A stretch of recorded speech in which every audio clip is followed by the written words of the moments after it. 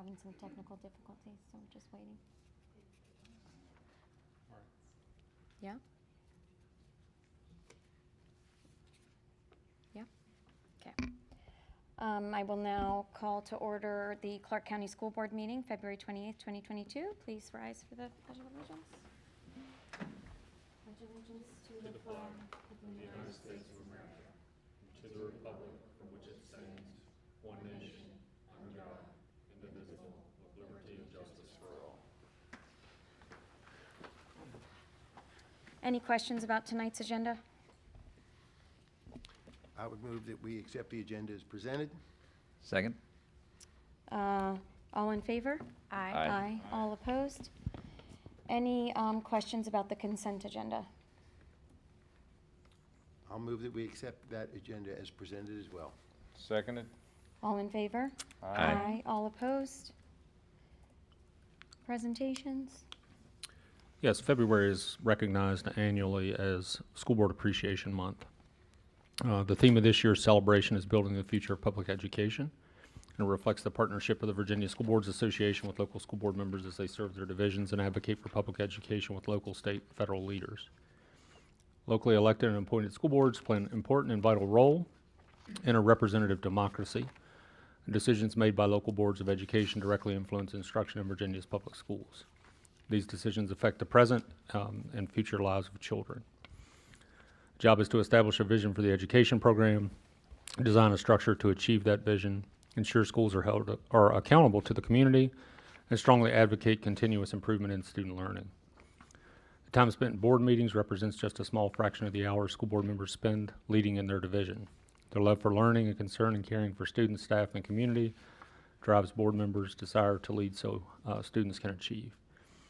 So in appreciation of your dedication to the students of Clarke County, we thank you for your service.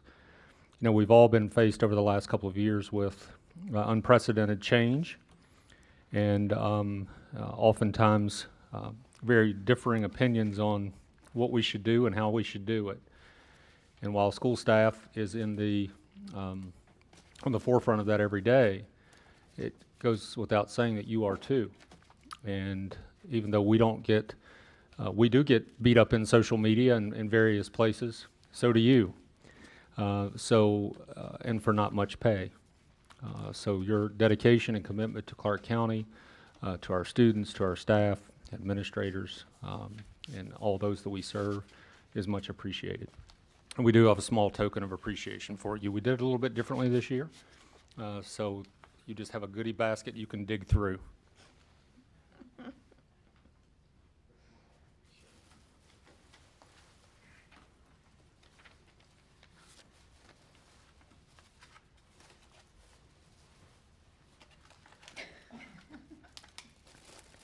Thank you.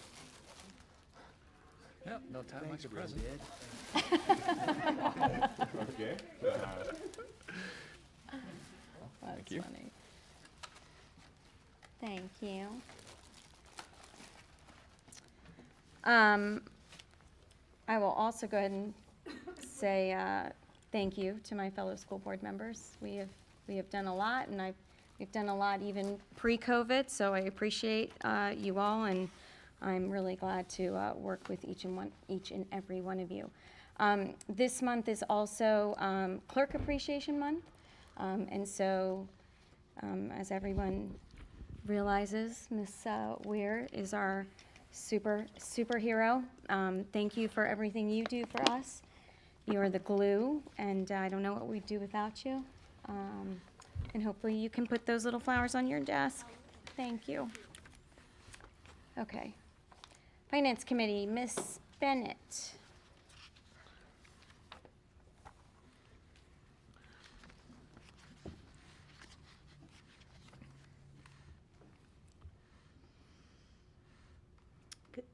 Make sure your mic's on. Yep, Okay. it is. So I looked over. Good evening. The Finance Committee met on February 16th. This was a joint committee meeting. The Board of Supervisors Finance Committee members were invited and attended the meeting. The first thing that the committee did was to review the FY22 year-to-date expenditure report, and while that is part of the consent agenda. I was just going to hit the highlights of that review. The committee reviewed the expenditure categories by function. Salaries and benefit amounts expended are at about 44%, which is expected at this time of year. We didn't see any cause for concern in any of those lines. The purchase services, materials, supplies, as well as other expenses are at approximately a 50 to 60% expenditure rate, which reflects the 7 months into the fiscal year, and that is also on track. As we reviewed the accounts, it was noted that, generally speaking, each of them was on track for expenditure through January 2022. Some of the allocated budget may look a little bit different. As we explained in the meeting, the budget is set with particularly with salaries and personnel this past year, budgeted in certain categories to perform certain functions or positions, and then as those positions get shifted around, it sometimes can take a little bit of time for the finance office to catch up to move the budget with the expenditure. So if that looks a little bit different, that's why. So overall, the school operating fund has expended $11.6 million, or 46% of the budget. The school food service fund, Fund 207, is tracking at a normal rate of expenditure at $414,000 for this time of year, which is about 52% of the budget. It was noted, we did have a small discussion about the fact that some of that budget is now shifting from salaries to contracted services through Sodexo. Fund 302, the School Capital Projects Fund, has been spent or encumbered at approximately 84% as of January 31st. This includes some of the ESSER funds as well. So as we reviewed it, the total expenditures through January 31st is $14.687 million, or at approximately 49% of the expenditure budget. Is there any questions about the expense? Any questions? Nope, okay.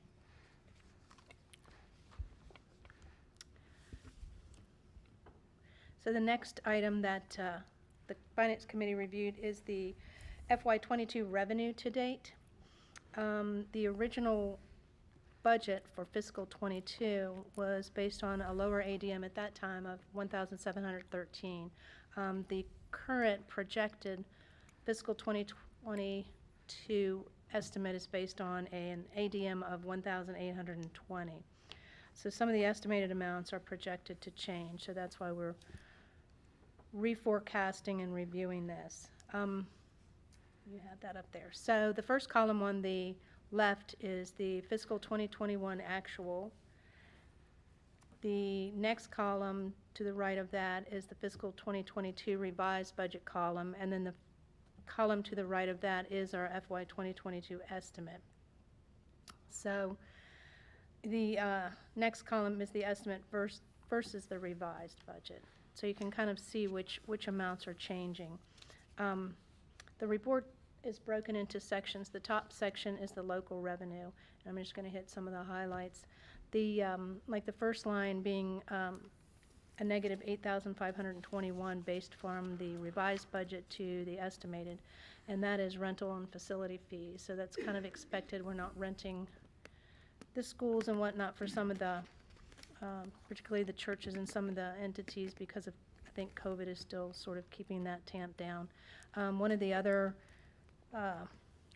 lines that's actually gone down is our expected dual enrollment, from $60,000 to $50,000 this year, and then another one, gifts and donations. That's the TIPS, the Apple Federal Credit Union. We're not expected to get that this year.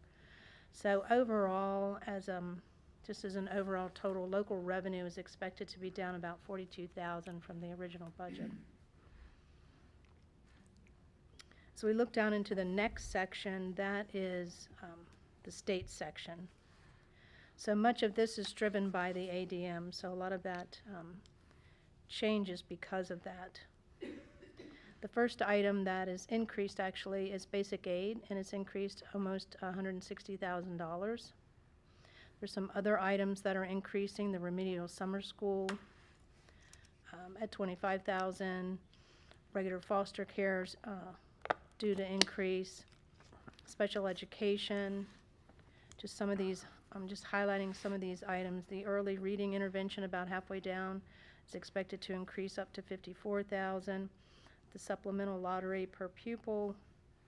Special education, regional tuition is actually going down that $69,000, but I think it's because they shift some of it to some other lines. So they've reduced some lines, the Department of Education, and then they've also increased some others. But the biggest change is almost down to the bottom of the page where you'll see the no loss funding. There was a budget of $446,000, and so now that is actually not going to happen and occur this year. So the bottom line on the first page is an expected shortfall of revenue of about $145,000. That is before sales tax. So the next line shows the actual sales tax is expected to be up about $331,000. So with that added back in, we land at about $186,000 additional revenue expected from the budgeted. And the bottom section is the federal revenue, and much of this has an expenditure match, so it's kind of a one-for-one. But what I do want to point out is the very bottom where the ESSER 3 funds were budgeted, we've actually reduced that because there's much of the ESSER 3 funds that will be used for capital projects. So that's been taken out of this report because we wanted this report to reflect operating and not capital. So without the transfer, without any local transfer, what we're seeing is 11 million, well, I'm sorry, let me back up. The federal revenue is $1.8 million as a new 22 estimate. So the total without the transfer is $11,527. And the total with the transfer is $24,735, which falls short of about $800,000, but that's that capital that's been taken out of that line and set aside. So it's been about I think it was about $892,000 was taken out of that bottom ESSER line. So that's the shortfall. So it really isn't. It's just not included in this report as operating. Any questions?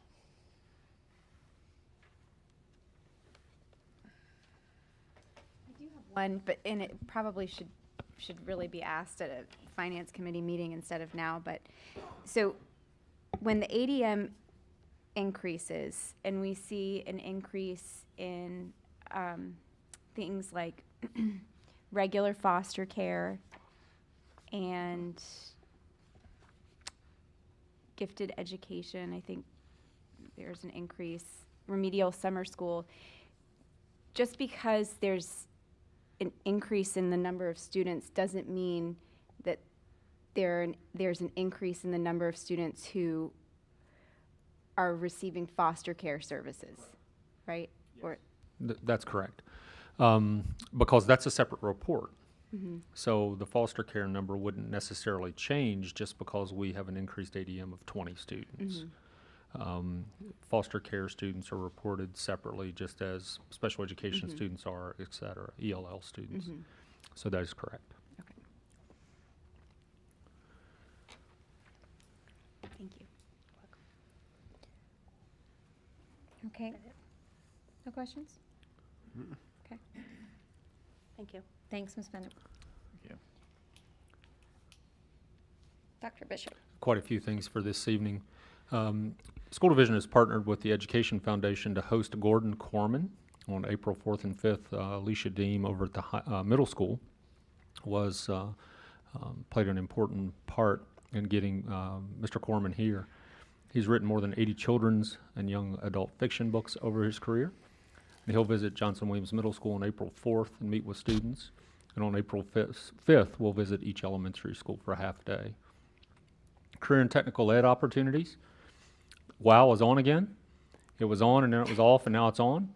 That's held at Shenandoah University's basketball complex there right off the interstate, and it will be on April 22nd. Our 7th grade students will attend in the afternoon session, and you're welcome to stop by there and walk around and visit with some of our students and see what they have the opportunity to see from the various careers and fields that are represented. It's quite a day, and I think our kids get a lot out of it.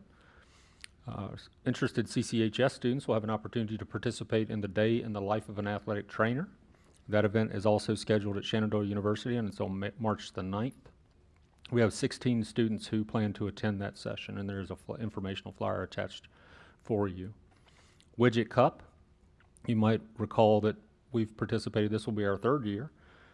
The first year we participated, we actually won the event, but Clarke County High School will participate in that. It is a competition among area high schools. They're given a task, something to develop. They have a period of time to do that, and then they have to sell it at the end. And that puts it in a nutshell, at least. And then the winner is chosen. There's some kind of project that some nonprofit or other organization out there has identified, and the folks in charge of the Widget Cup have selected that particular item. That will be held on April 7th at the new Innovation Center in Winchester. It's just behind Hanley High School, up on the hill. Great facility. The Employer Expo Hiring Fair will be held on May 25th this year at the Winchester Rec Center. We've also partnered with the Education Foundation, and we've been awarded a $35,000 grant from the Jack Kent Cook Foundation. That grant will support bringing world-renowned authors to both elementary schools during the next school year. And we'll have a minimum of 4 in-person or Zoom visits with culturally diverse authors. And that funding will also provide the opportunity for our underprivileged students to participate in a book study discussion with the author, and students will receive a minimum of 4 books for their home library. As we go through, as I've looked through all this COVID data, just some statistics to share with you. And I broke it out by quarter.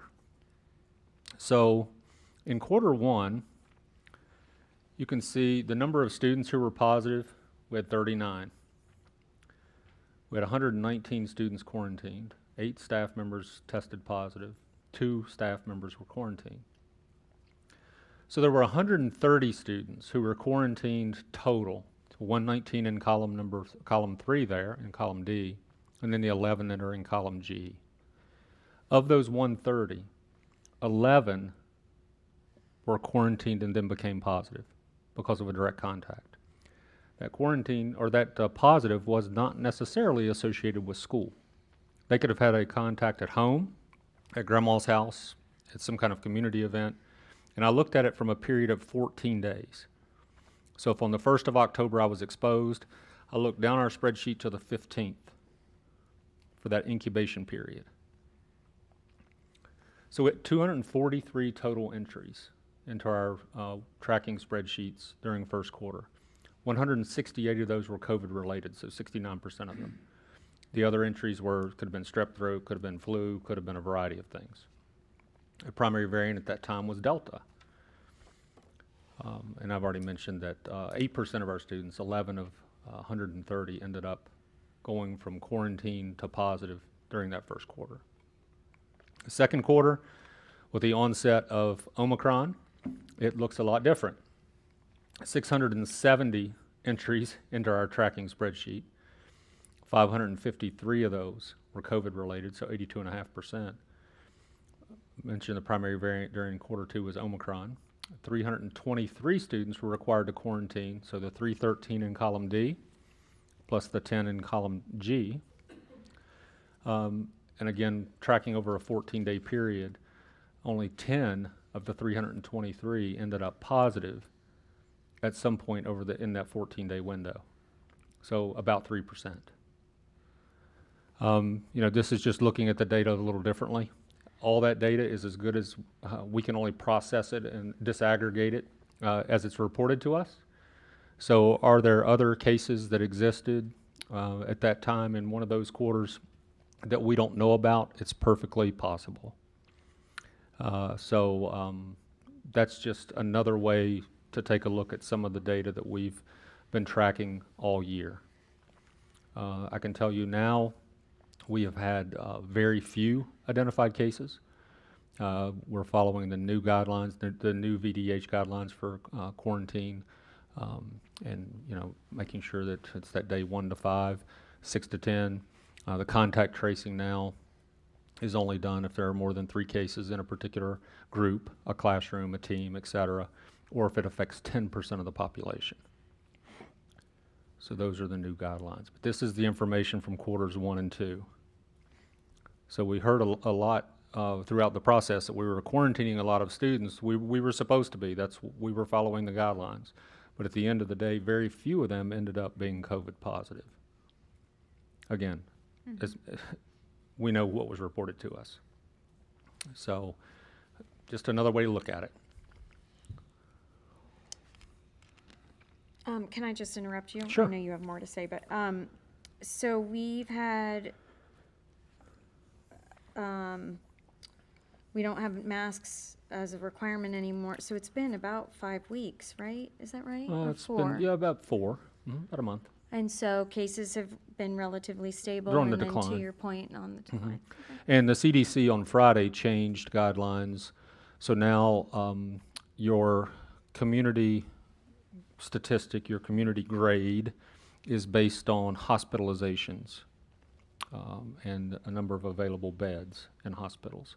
So Clarke County right now is in moderate, when some of our neighbors are still high, but we're in a moderate phase according to those new CDC guidelines.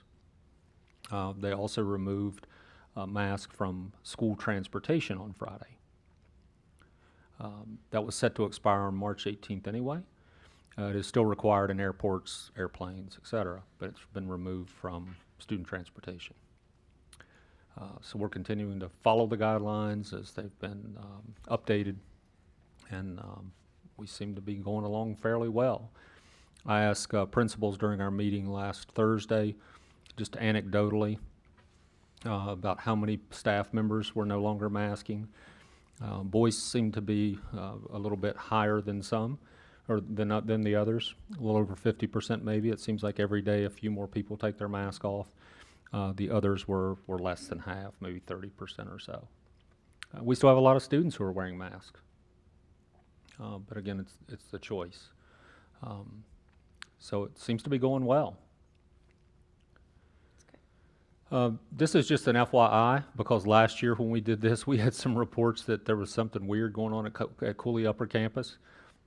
We partner with the Sheriff's Department on a lot of things, but they also use the Upper Campus on occasion for some training. And they will be doing that training again on April 1st and 5th from 6 p.m. to 2 a.m. So in case somebody asks you, what in the world was going on at Cooley Upper Campus last night? I saw all these police cars there. It's a training exercise. Pre-K registration for next year has been extended till March 15th. Children should be 4 years of age by September 30th, and applications are submitted to Boyce Elementary and are on our website. That was also posted on our Twitter and Facebook pages today. Kindergarten registration for next year will kick off on March 14th.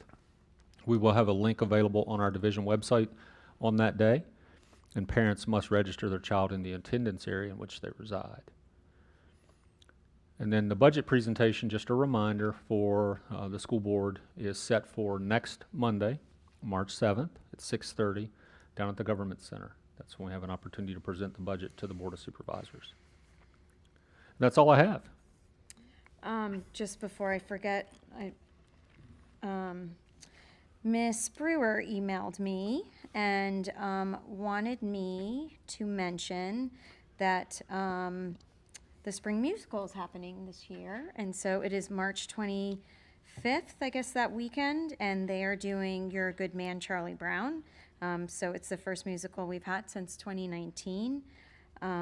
Looks like there might be 22 high school, middle schoolers in the cast, and then the pit and crew, so we're very excited about that. And then she also wanted me to mention that 2 students advanced to state championships for forensics, which would be public speaking, in the category of humorous duo. So that was Caroline Brewer and Maggie Lair. So congratulations to them. Lear, I'm sorry if I mispronounced. So anyway, you're a good man, Charlie Brown. That'll be exciting. Okay. Any questions for Dr. Bishop? Just a couple. So I think early January, we had a parent come and offer comments regarding Boyce and the crossing of the road from, I guess, the elementary school to the neighborhood just across the street from Boyce. So has there been any progress on that? Yes, Mr. Trenary took the lead on that. He took that off my plate, and we have already issued the PO to purchase the 2 flashing road lights. Those lights will actually be much like the one right up here by Rosemont. So it has the flashing lights plus the speed check on it, the radar that tells you how fast you're going. And those will be installed right now by our maintenance guys over spring break. So in about a month. So that will be done within the next 5 weeks. And then the other question I had for you is regarding the HVAC system at Johnson Williams and the concern that we've had from Yes, from the people who live gentleman last relatively week. close. Sure, Mhm. or last month, 2 weeks ago. I met with the 2 neighbors over there last summer. We did have our HVAC contracted services vendor go out and take a look about what could be done. I've already made one repair. Some of the software did not shut the equipment off at the appropriate time. At night, generally, our buildings go into an unoccupied mode. So it was not shutting off. That was fixed. The noise screens are a totally different beast. Those would have to actually be attached to the structural steel on the roof. So it's not as easy as just putting up a screen to block noise. You'd have to take a portion of the roof off, you'd have to attach it to the structural steel, and then you would have to re-roof that particular portion of the building or patch that particular portion of the building. Joey Brathwaite has been working through that process. He's been the primary point of contact for our HVAC contracted service provider, which is Riddleberger Brothers. So we're aware that there's an issue, we're aware that there's a concern, and we're working to address that. But it's not as easy as just snapping your fingers and magically shields appearing that would deflect noise. Okay, thank you. Okay, audience comments. Audience comments are limited to 3 minutes per person. Those wishing to speak should fill out a speaker's card. Ms. Clerk? Oh, Ms. Clerk. Ms. Clarke, Ms. Weir, do we have anybody? Yes, ma'am, Joanne Spano. Okay, I'm sorry. I sit in the front because I can't hear. It's okay. So I can. Okay. Hello, my name's Joanne Spano. I live in Clarke County. My husband and I raised our daughters here, and they graduated in 2000 and 2002. So I haven't been to a school board meeting for a while. Although when they were here, I was quite involved. And I would like to say I really appreciate the school system we've had, and they had great teachers and great experiences. But that's not why I'm here. My friend Michelle Worthing asked me to come in her place and ask a question. Okay, and people are concerned about what's been happening to the east of us and what's happening in Virginia about things like book banning. And she said, I want you to ask them if they're banning books in Clarke County. And if so, who's asking them to do it? And I realized that when I used to go a long time ago, you didn't answer questions at the time anyway. So I just wanted you to know that's a concern. And we're concerned more from the angle of not being for it, okay? Not that we're trying to get books banned, but she just asked me to ask you that and see if it's an issue here. If you'd like me to answer, I can. Yeah. Is there anybody else that wants to speak? No? Okay. Is your comment done? Yeah, I'm done. So I'm done.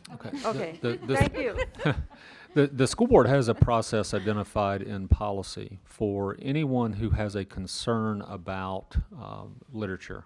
It could be a textbook or other resource that's used in a classroom. It could be a library book. In the 8 years that I've been here, we've not had anybody challenge any of our materials, either instructional materials or those supplemental materials that we find in our libraries. I think our textbook committees and our librarians do a really good job of selecting resources that are appropriate, age appropriate. But we have not, in the 8 years I've been here, had any request or any concern about a specific material. Okay, thank you very much. You're welcome. Okay. 23 budget. So, after a lot of back and forth and digging into the numbers and so forth, tonight you will have the opportunity to consider and discuss and hopefully vote to approve a proposed budget that will then be forwarded to the Board of Supervisors. I won't spend a lot of time over the initial part of the presentation because we went over this a few weeks ago, a month ago. The first part of the presentation is full of a lot of data that we look at and track every year. In the board packet that you have before you, wherever there's a link, you actually have a hard copy of the page as well, of that link. So you have membership trends.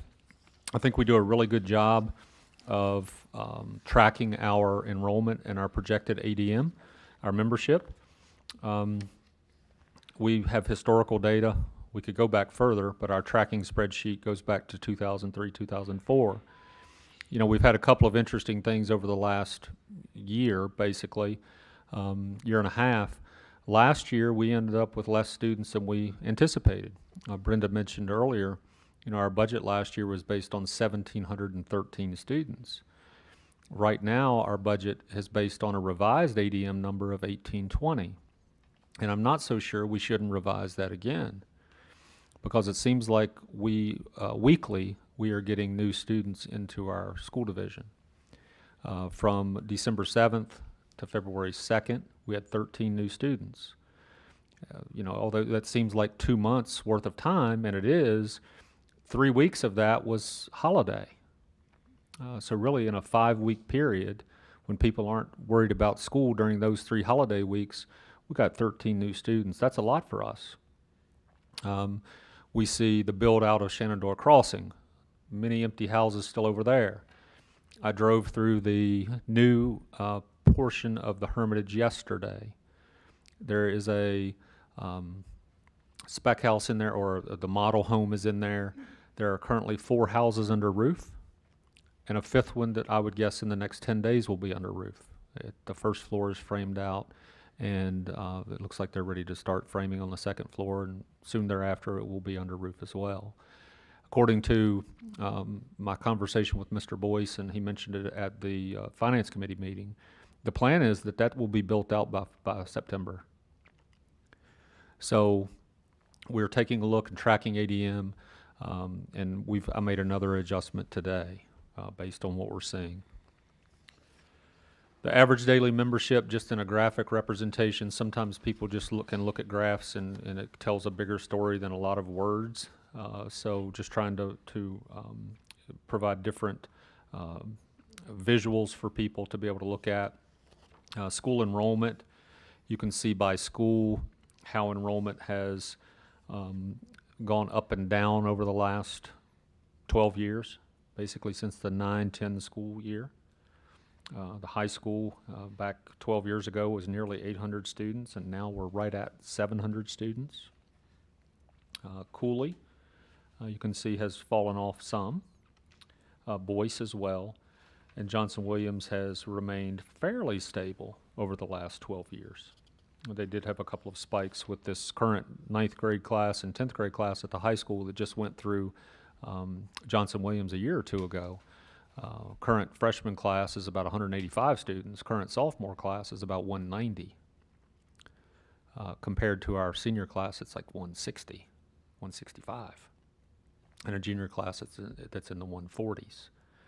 So those two classes, that 9th and 10th grade class right now, are really large. And I know the staff at the high school feels that every day in those courses that are taught specific to freshmen and sophomores.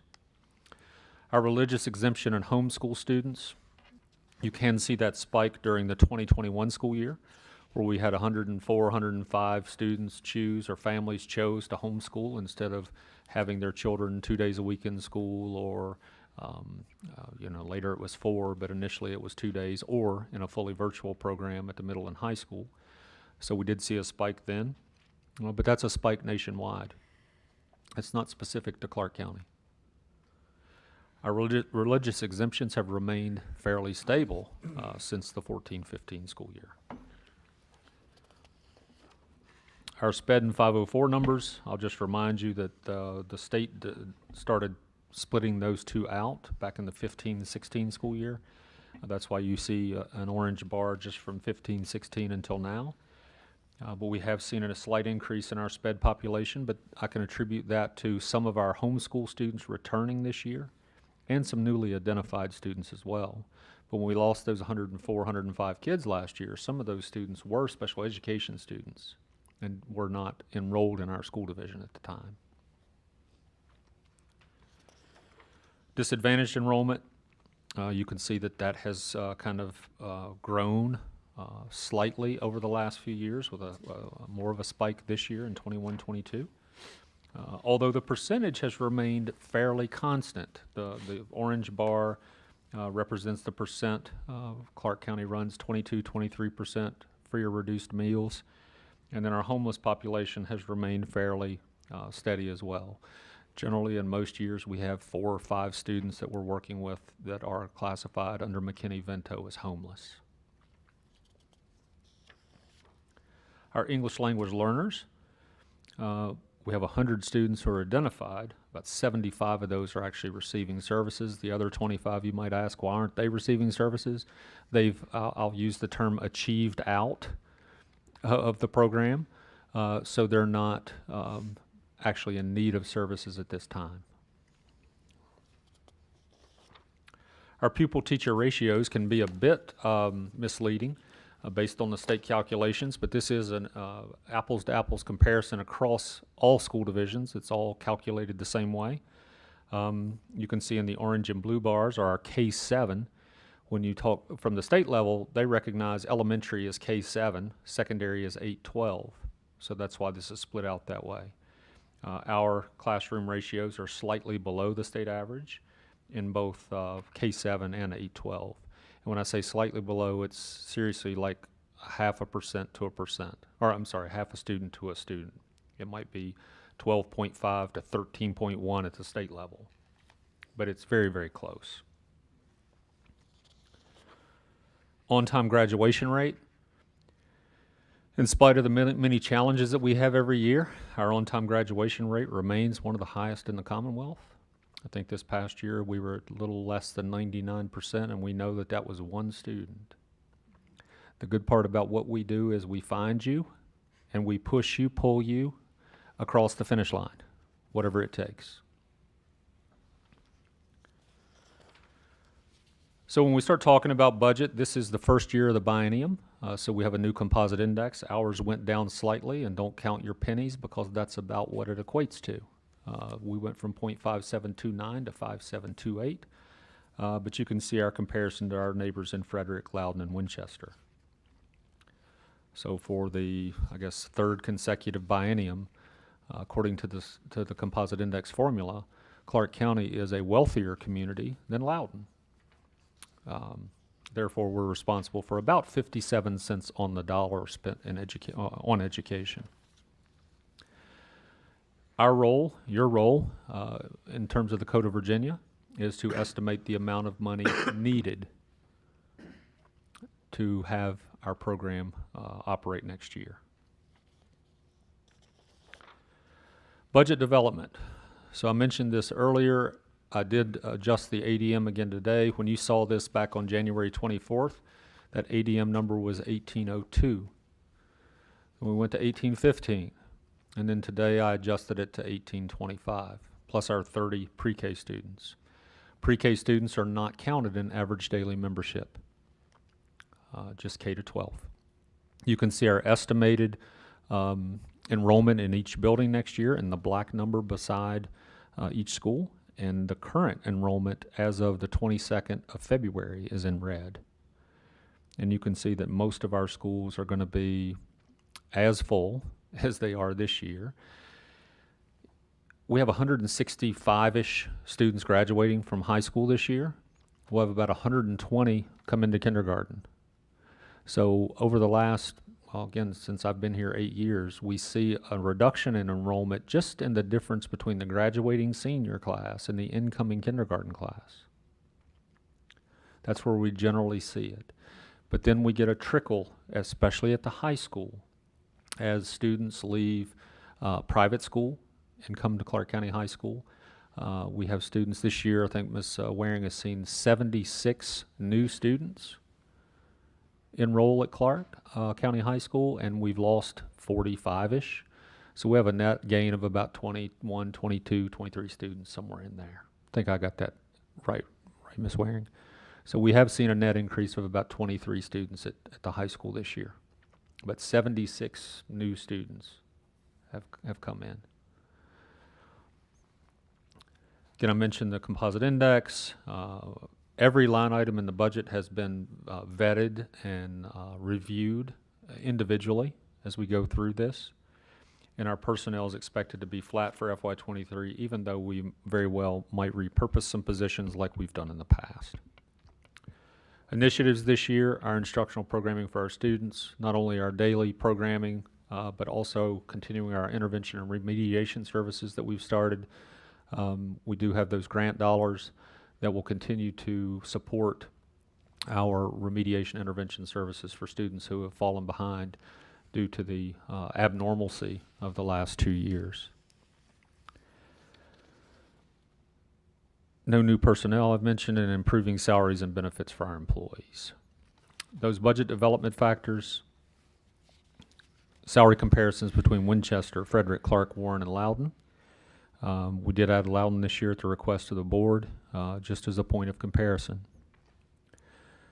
These budget recommendations are in alignment with our current strategic plan, and we did keep school-based funding flat for FY23, and it was not adjusted based on anticipated ADM.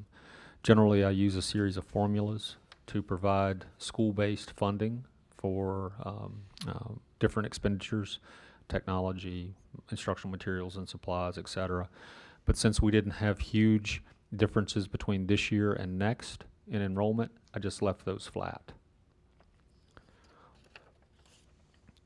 There's a reminder of our strategic plan in your document with those 5 primary goals: our instructional goal, our safe and nurturing climate goal, our personnel goal, integration of technology, and then continuing to try to implement effective and efficient operational practices throughout the division. The operating budget factors, since I've been here, I've just been tracking this and the amount of additional county funds every year, what kind of raise we gave, or the board approved, was subsequently approved by the Board of Supervisors. And you can see in the right-hand column that local transfer has decreased once over the last 8 years, went down by $203,000. And we did have a high water mark back in FY15 of $811,681 of additional local transfer. I would point out, though, as an example, in FY22, that the big item there was the step increase plus 5% and the 5% increase for all others was a cost of $809,000. The additional transfer was $471,000. So that's why we go through this thing every year and make sure that we're reducing expenditures down to where they need to be, If something was spent this year, as an example, we've replaced the sound system in the Boyce Gymnasium this year. The old one was shot. It was about $6,500. As I was going through the budget this year, I removed that line item because we won't need it again next year. So that's the kind of detail that goes into this. Teacher salary notes. Virginia ranks 17th in starting pay, 26th in average teacher salary. That is an improvement from 33 over the last year. But yet, Virginia ranks 9th in terms of median household income. So one of the wealthiest, top 10 wealthiest states in the country, but pays our teachers an average of 26th, which is, of course, right in the middle. I shared with you at the last meeting a slide on inflation. Since January of 2020, we've seen 7% inflation in the United States. I don't have to preach that to you because you go to the grocery store, you buy gas, you buy goods and services in our community, and you know that everything has increased. Our proposed bachelor scale for FY23, there was a 5% increase included in the governor's budget released in December 2021. Now, this is where we are in this budget process right now. The House and the Senate have also approved a budget for their respective chamber in the General Assembly.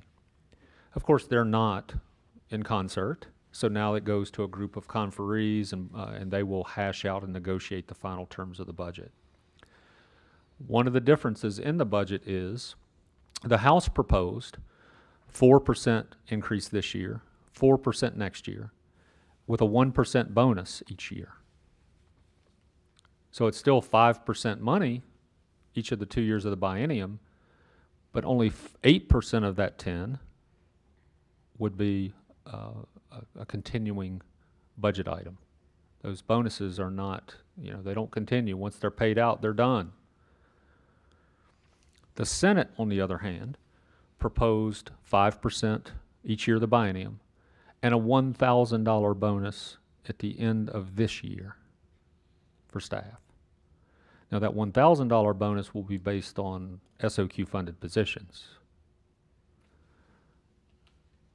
And every school division that I know of staffs their schools above what the SOQ calls for. So there is a increased cost to the locality. The proposed scale that follows this particular slide represents our cost to compete. It is it actually follows the next slide, and you have a hard copy of it. It is, I'm sorry, Renee, it's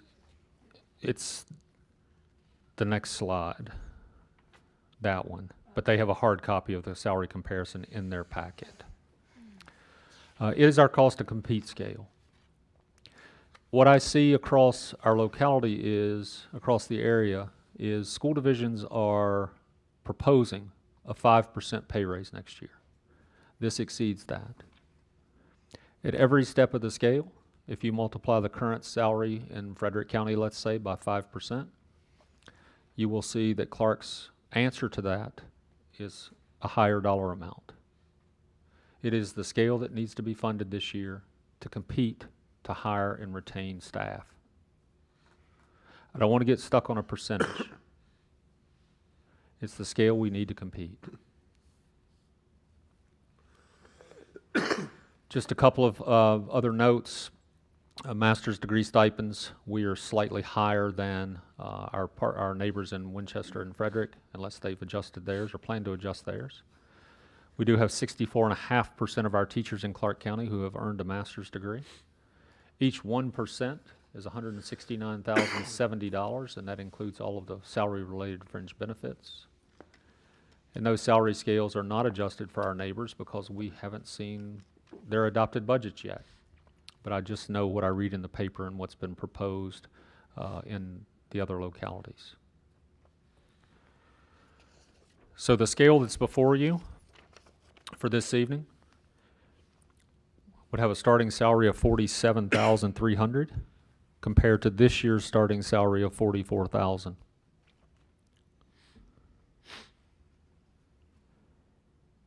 Again, at each level of the scale, if you multiply our neighbors by 5% other than Loudon, but if you multiply our neighbor's salary by 5%, which is what I've seen proposed, you will see that our salary proposal for next year actually exceeds that.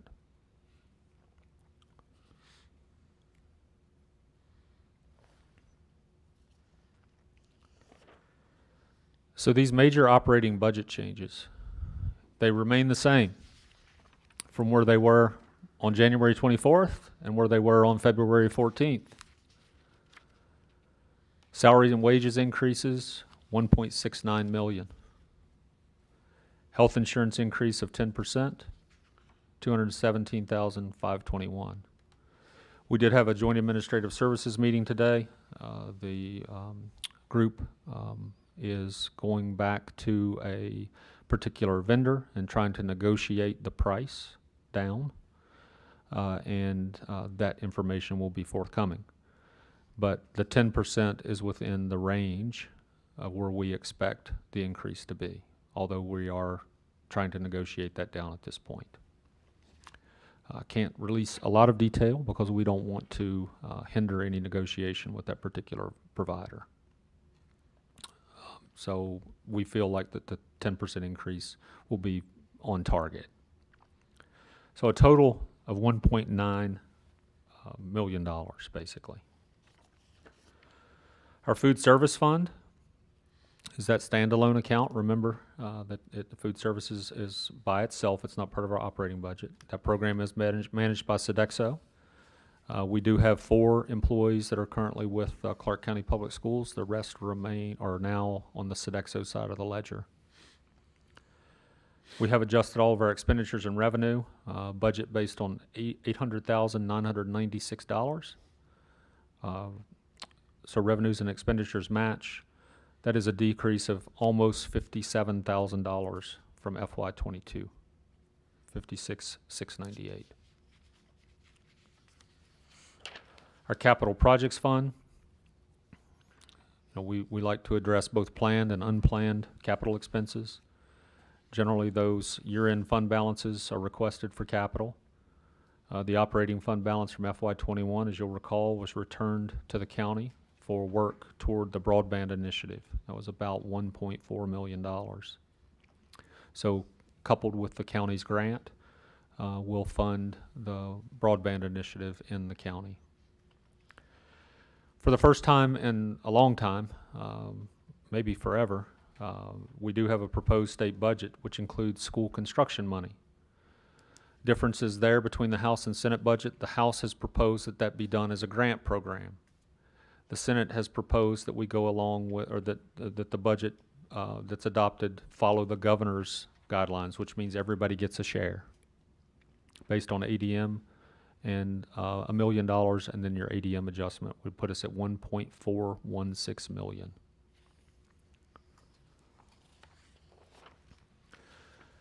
So our capital projects fund, furniture, athletics, buses, asphalt sidewalks, HVAC, painting, security, flooring, technology, and fencing. Those are how we would divvy the money up for next year. We do have the ability to move funds within those different categories. So if we needed $1 million in HVAC work, we could take money from other places to be able to get our $1 million worth of HVAC work. So our capital request is for a total of $1.57 million.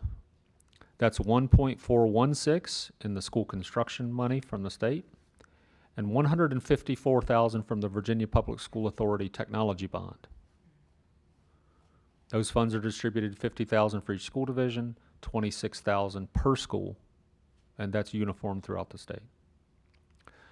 You get those funds on a reimbursement basis.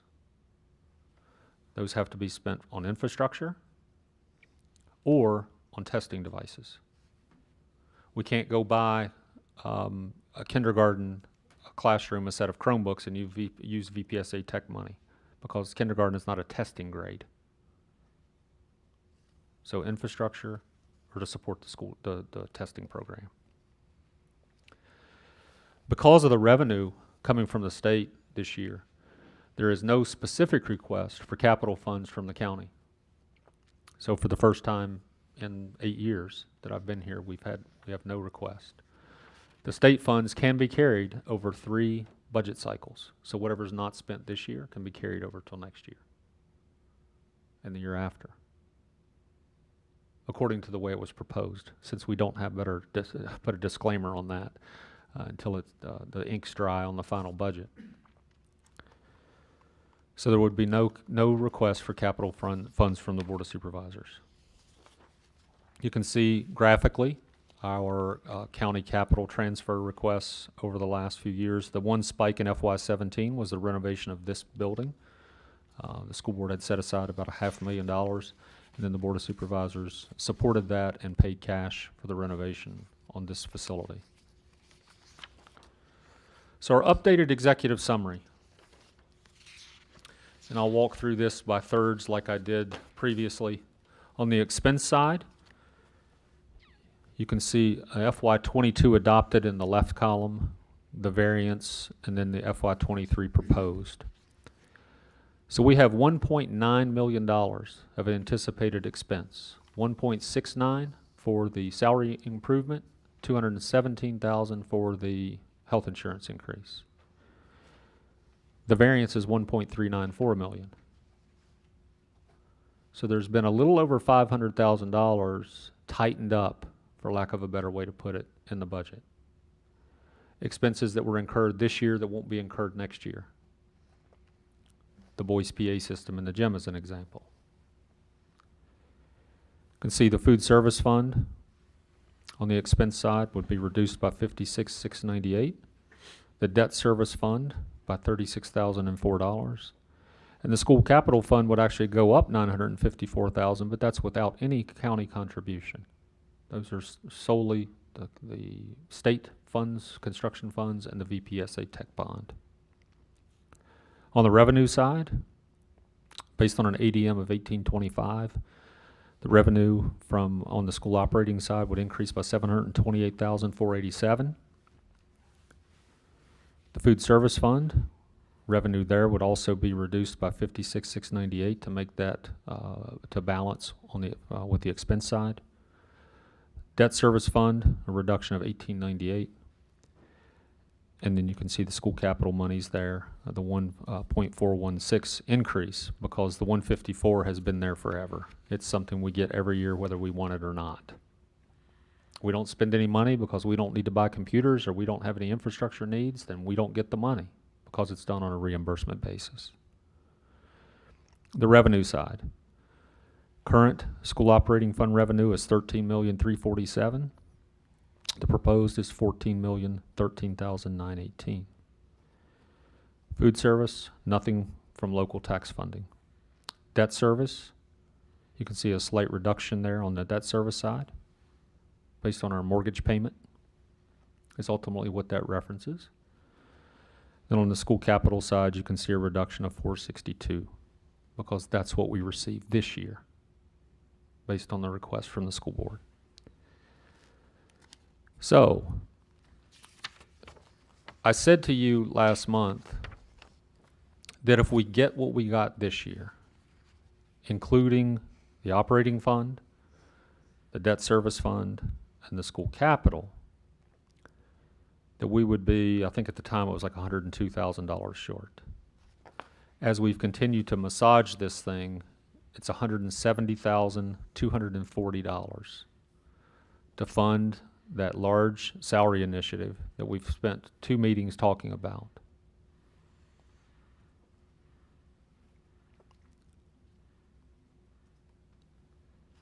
But you can see the revenue increase just on the operating fund side is $666,346. But again, when you add the debt service and the school capital amounts, the total true cost, if we just get what we got this year, would be $170,240.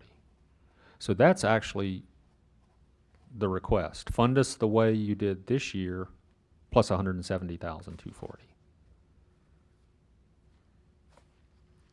I'm happy to answer any questions you might have.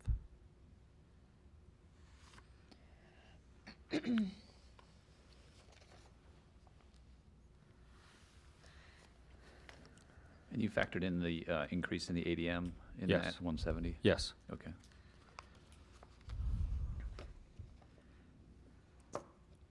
Questions, comments? Can tell everybody's digesting this for a second, but So, I know you said that we're not talking about percentages, but the executive summary speaks to a 10%. What's the vision for what's being anticipated if we receive the 170? Right now, it would be, until we receive further direction, it would be 10% across the board for every employee. We did look at the request from the last meeting from 2 weeks ago about the funding the first $69,108 at 10%, and then anything over that would be 5. Ultimately, what that does is it's the administrative group that would be over 69,000. The average increase, as we started to look at it, would be around 7.5%. The savings there that could be applied back to other areas in the salary scale was about $57,000. 1% for the teachers only is a little over is slightly more than 111,000. So it doesn't even fund a 0.5% additional for teachers. And that just shows we don't have many administrators. We're lean.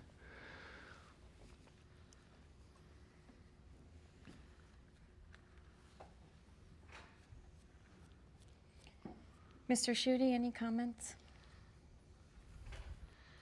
Well, I thought it was a very good presentation. Obviously, we've been doing this for a couple of months now, and Dr. Bishop is the numbers master. I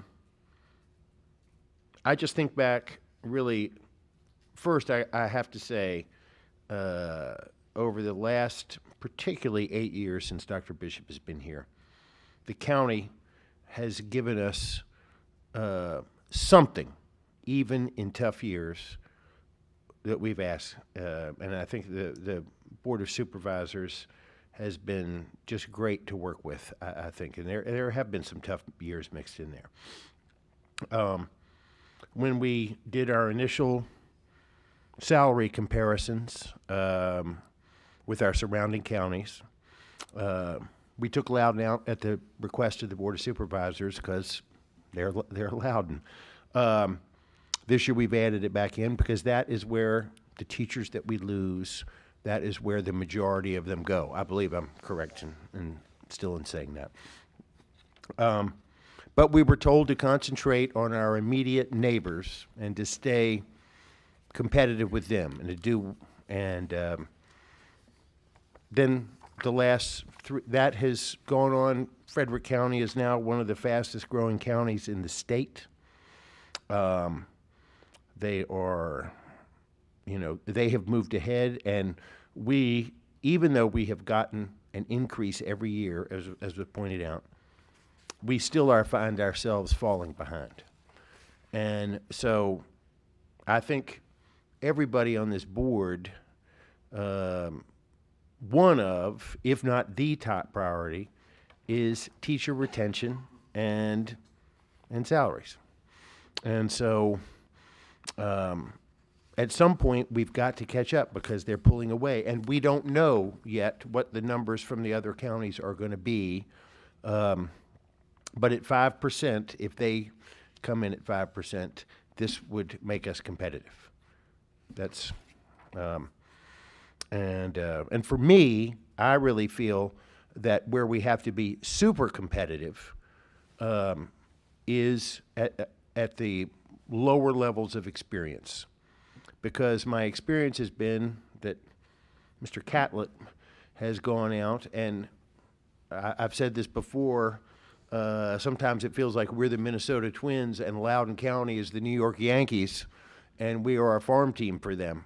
We have to go out and find younger teachers, and we know that because of the way the retirement game is set up, it benefits teachers for the last few years to go to a school that they can get a salary increase that shows up on their retirement.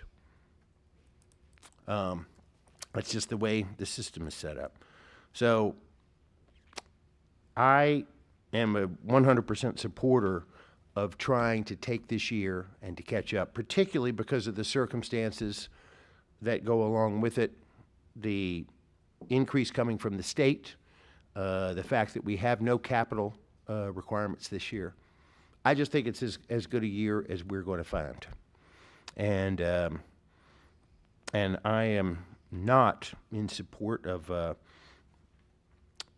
trying to ferret it out between different levels. I think after the last 2 years, I think everybody sort of deserves a combat pay premium, you know, if nothing else, and administrators and teachers alike. So, I support. We've been reading these numbers for 3 months now. I'm in support with the way they ended up. I hope that we can negotiate down the health insurance costs a little bit, but we'll see about that. So that's my comments. Thank you. Mr. McDonald? I'm not sure I can really digest these just sitting there. I'd have to really dig into some of them. But, I mean, it's a great presentation. I do have a couple of questions, though. And this was just numbers that sort of struck me. What was the population of the 10th grade class? About 190. And the 9th? About 185. And then the 8th? 145-ish. And the 7th? Do you know off the top of your head? It's a little smaller. It's 130s. I'm just wondering why the spike in 10 and 9, and based on, again, I think we're going to have to live with this the way it is, and I got it, I understand it. I'm the new guy, so I'm not too bright on this stuff yet, and there's a lot involved here. But in order to get smart on this, I think what we really need to do is we need to understand where we risk to lose teachers. At what point in the scale do we truly lose our teachers? And we need to focus on that in the future and say, okay, if we lose them between the 7 and 11 year mark, that's where we need to start focusing, changing the incentive plan to try to maintain some level of just standardization across the board. When you're right, we're not going to catch up. We're still not going to catch up. I mean, the math says we're not going to catch up unless we really do something. We really have to find a way to try to make this equitable across the board in terms of the surrounding counties.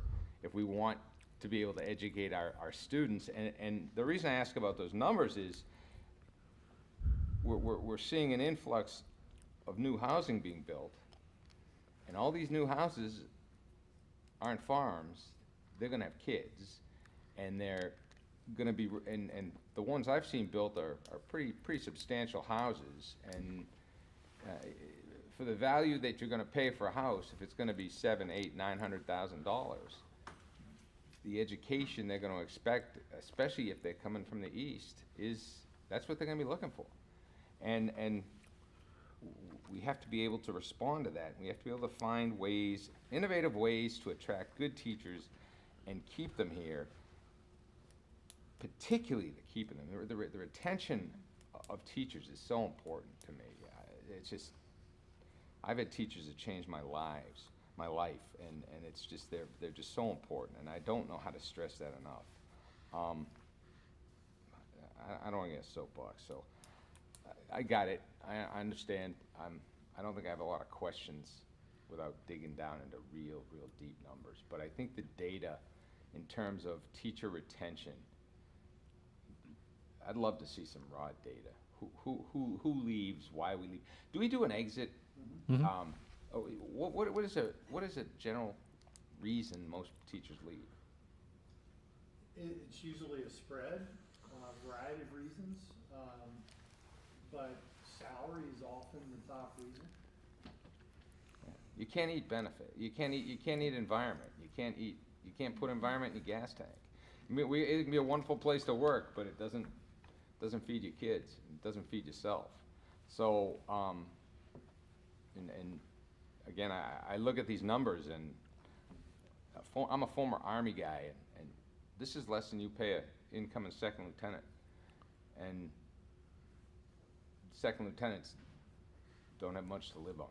It's hard. And they get a $1,500 housing stipend on top of what they get paid. So this is something we just really need to look at, and for you know, quality of life for the people we're hiring is something we just need to consider. And again, this being my first year, I really can't say much else about it. So,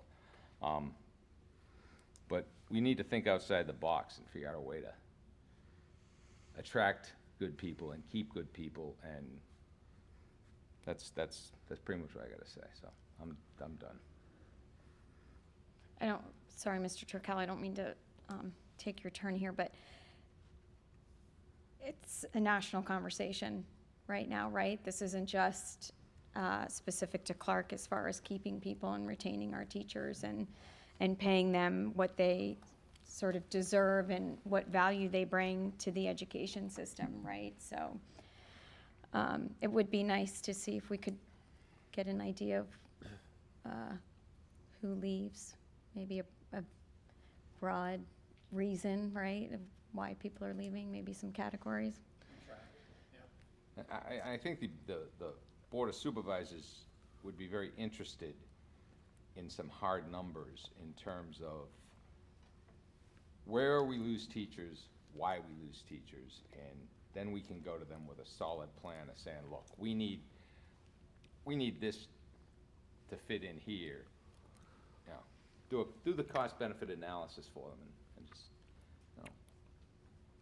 Yeah. That's sort of what I'm hearing from the chief seats. They're good points. Okay, That's all. Mr. Turkel. I had a question on the sense of what the neighboring communities are proposing for an increase for staff. 5% is what you said. Is allowed and included in that? I have not seen what they've done or what they're proposing. Right. Okay. So, you know, this year, we have a unique opportunity. This is our year to make a difference. It's not next year. It certainly wasn't last year. You know, the way that the funding from the state has worked out, you know, we have the opportunity to address our salary scale this year uniquely. And so I think that this is the year to hit the salary scale. And so for me, it's differentiating.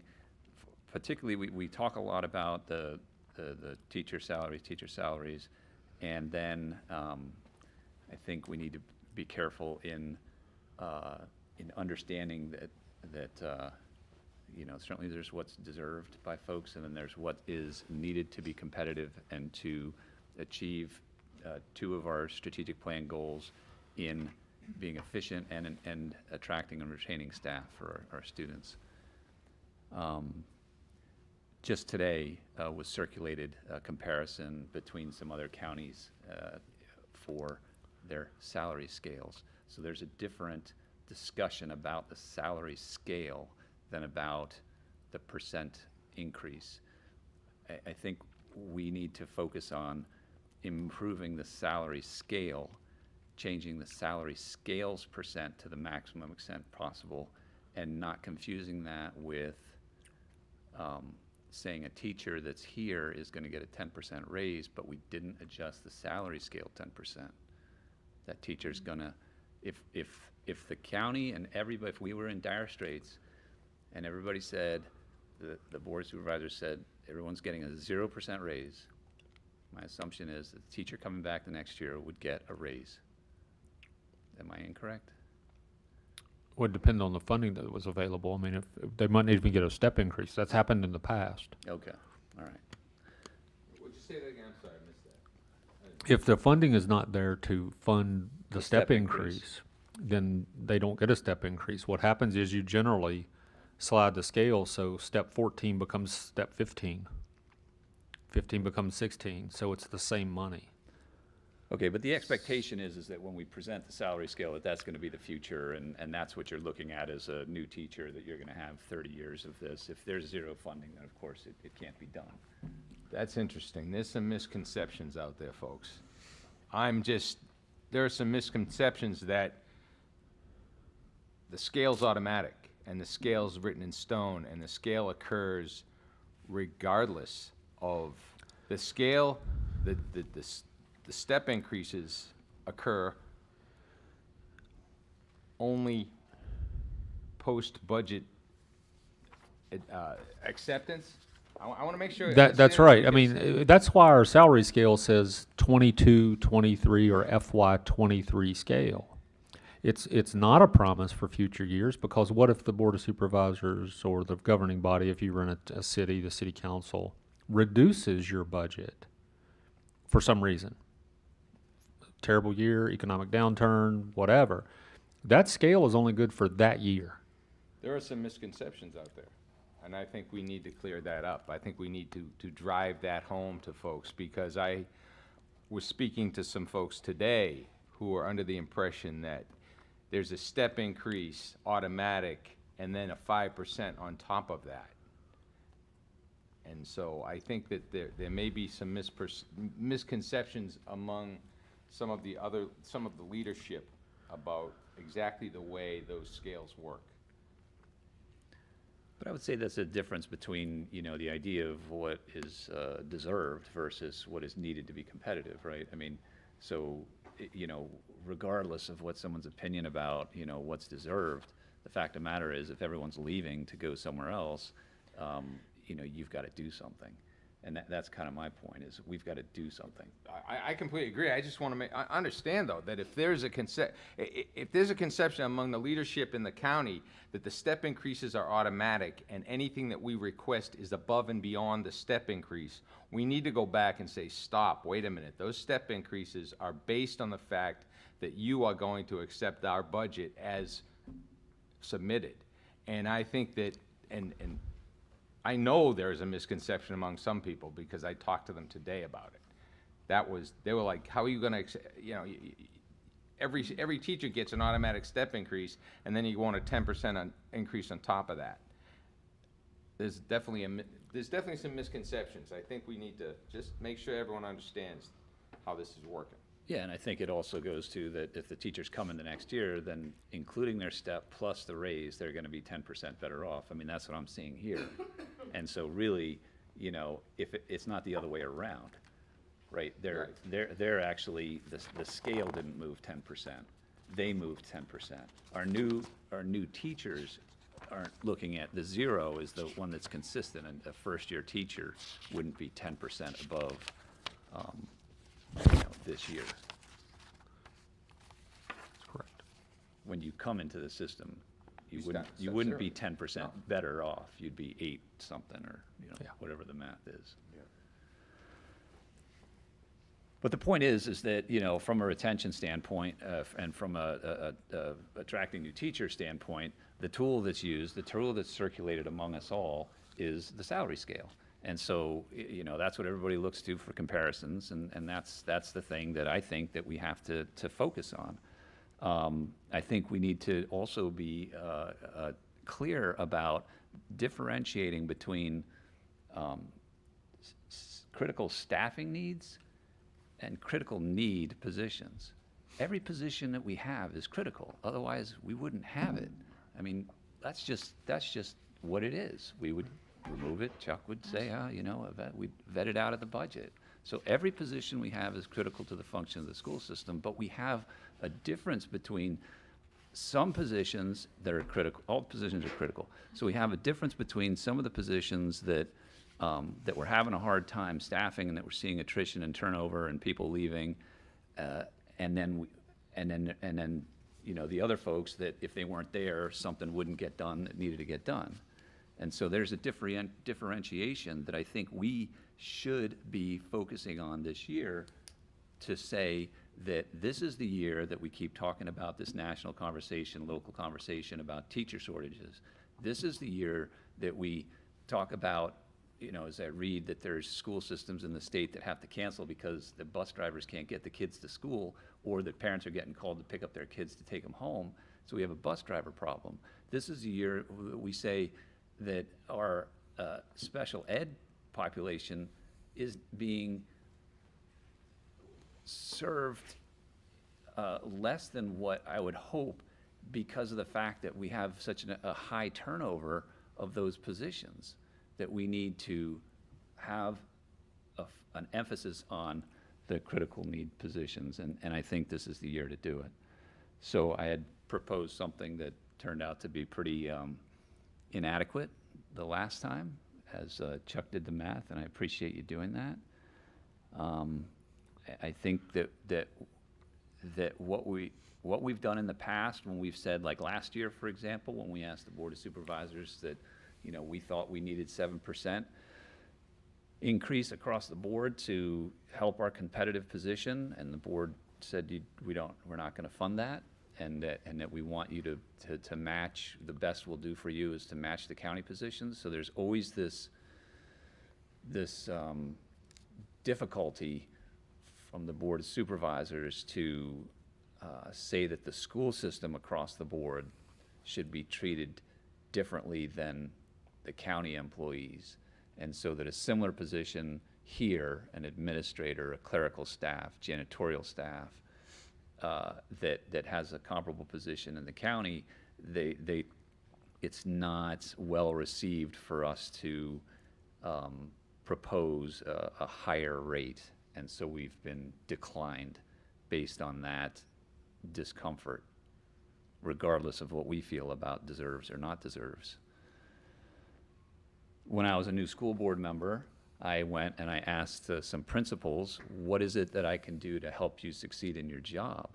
And one of the principals talked to me about the biggest thing that they thought I could do was to help them retain staff. And so that stuck with me, and that's been a big push on what I'm been focused on. So I would like to see the salary scale increase a minimum of 10%. I would like to see, I would like to propose that what we do is we have a good budget number, that we request that budget amount from the Board of Supervisors. We have to do that next week. That we say to them, we will match your pay increase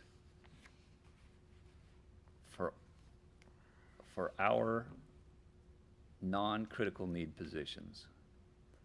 And by critical need positions, I'm definitely talking about the salary scale. I'm talking about bus drivers. And then there's the opportunity that even within the salary scale, if we have sped, or that's something that we can work on. But that we would just say that if there's a comparable position, you know, with the county, that person is not going to see a greater pay raise than the county employee, and that would be the way to look at it. And then what would that mean for our salary scale? That would mean that our salary scale could potentially, potentially increase more than 10%. And we would start to be in a more competitive position. I took a look at what does it take for the difference between a first-year teacher in Clarke versus a first-year teacher in Loudon. It would be a 26% jump for that to happen this year. If Loudon does a 5%, we don't know if they're doing more than 5 or what they're doing, but if they did 5% next year, it would be 23. We're not really making it that much less attractive to our largest competitor. And so that's why I think this is the year that we have the unique opportunity to really put our resources towards the salary scale and make a difference. So that's what I would like to. That's what I would like us to ask the Board of Supervisors, is to say we'll match you for our non-instructional staff, and then we'll put the the school bus drivers in there as well, so I've heard that. And then for everybody else, oh no, sorry, we'll match you for all the positions, but then the salary scale on the school bus drivers, we're gonna put all the rest of the resources towards that. Not talking percentages at this point. So that's what I'm proposing.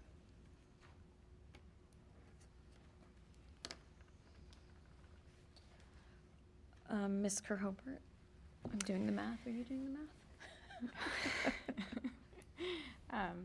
So I'm in favor of the budget that Dr. Bishop has proposed. And just, I guess in light of being on the board for the past few years and also being a former teacher myself, you know, having a substantial pay increase was really not ever heard of, you know, when in the last few years that I taught in Frederick County. And I'm pretty sure that my salary either stayed flat or actually went down those few years my last few years teaching in Frederick County. So I recognize that this is a huge ask of the Board of Supervisors, but I also think it's important to commend Dr. Bishop and Mr. Catlett and the other administrators with the way that you all have collaborated and gone line by line and, you know, vetted programs and money that's being spent and cutting whatever can possibly be cut to make this happen for our teachers, but also, you know, our bus drivers and other essential personnel. I think bottom line, what's most important is making sure that, to what you were saying, Mr. McDonald, that, you know, you can't eat a good working environment. You know, that doesn't put food on your table. It doesn't help pay for daycare. It doesn't help, you know, with the needs that families have financially. And so I think hopefully between this proposal and then also potential changes in healthcare, that could mean that we are a more competitive county in regards to our employees' salaries. So, and you know, I just looking at what has been going on locally and then also nationally, I'm also just tremendously grateful for the fact that we have a positive working relationship with our Board of Supervisors right now. Because if we don't have that, the people who suffer the most are going to be our kids. And so thankfully, you know, despite this turmoil that we've been living in for the past 2 years, we have somehow been able to keep our eye on that ball. And so, you know, I again recognize that this is a huge ask, and I'm thankful to work on a board with other people who share the same mindset that, you know, we have to do better for our teachers and our bus drivers and our well, I know custodial staff's separate, but and our administrators. So I'm in favor of this budget.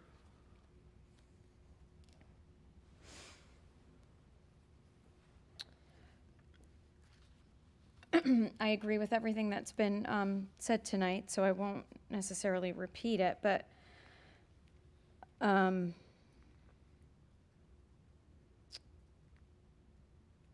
know that Mr. Turkel, that you know, you're bringing up this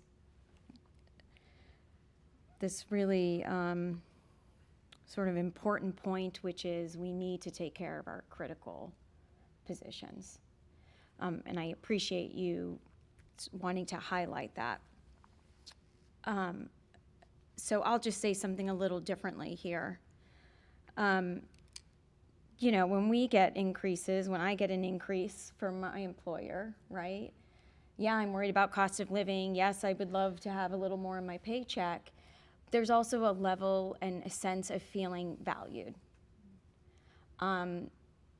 which I know is a little more subjective in all this, but it matters.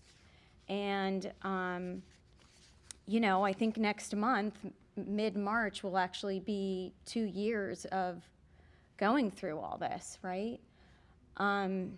And last year we said, oh, our teachers and, you know, staff, everybody needs it. This is the year they need it. And we're realizing this is the year they need it too. And in my opinion, almost tenfold. So I guess my point is that I want to make sure everybody feels valued, and that, you know, I also want to go ahead with this proposal, but I want to make sure everybody's valued, and that for me, that includes the non-instructional staff. So I guess that's really all I'll say about that. But it sounds like that we will request this money. We're hoping it can fund this 10% or however we want to sort of define that. And then we're going to do the best that we can. Every year it's the same conversation. Every year I think we all make the same points, that our education staff, our teachers are incredibly important, and that's one of our main focuses with this budget. And I think the Board of Supervisors appreciates that. It is, I don't want to say frustrating, but it's, you know, sometimes it's a little frustrating when we think about needing to match our increase with Clarke County, other Clarke County employees. And so, you know, I think it's probably time to start just shifting the mindset just a little, that this isn't always apples to apples, that this is definitely apples to oranges. But like Ms. Kerhobert said, Mr. Schutte said, we have a great relationship with the Board of Supervisors, and we're always, whether we agree or not, and I know during COVID there were definitely some passionate conversations with them, but I know we can always have a good open dialogue, and I trust they will continue to hear us and work with us closely. So, and we are very lucky to not have this contentious relationship with them, like even our neighboring counties have. So, so I'm really grateful for that. So, any other comments or questions? Just one, then what you're saying, Ms. Turles, is you want to see the entire scale be brought up to be comparable. So if that's the case, and we as an organization need to lay out a 3 or a 5-year plan to do that. And we need to lay it out, and we need to lay it out in hard numbers and say, this is where we want to be in 5 years. We want to be comparable. We want to be on the same pay scale as, I don't care, pick somebody, except for Loudon, because I recognize Loudon is a different animal, but it is still sort of the gold standard for salaries. But it is definitely different. But let's just say we set the goal that in 5 years we need to be equal to Frederick County. How are we going to get there? And how are we going to lay out a plan?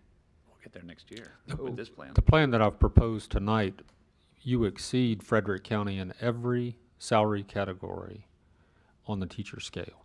Will it do it? Does that include what Frederick County is going to be making? If they give 5%, it will exceed their dollar amount. And that's what they've proposed.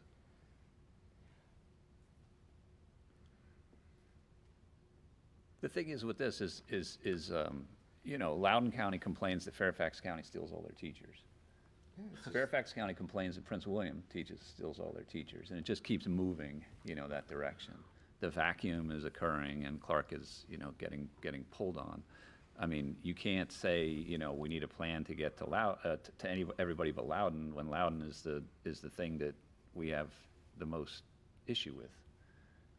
So if Loudon is, and again, if Loudon is the gold standard and we wanna move toward the gold standard, then this year we make one step, but we still have to have the plan to continue to move toward the gold standard. Because if we just say, okay, we've given a 10% and we've reached Frederick, we have to, next year, we've got to make it another step. We can't become stagnated.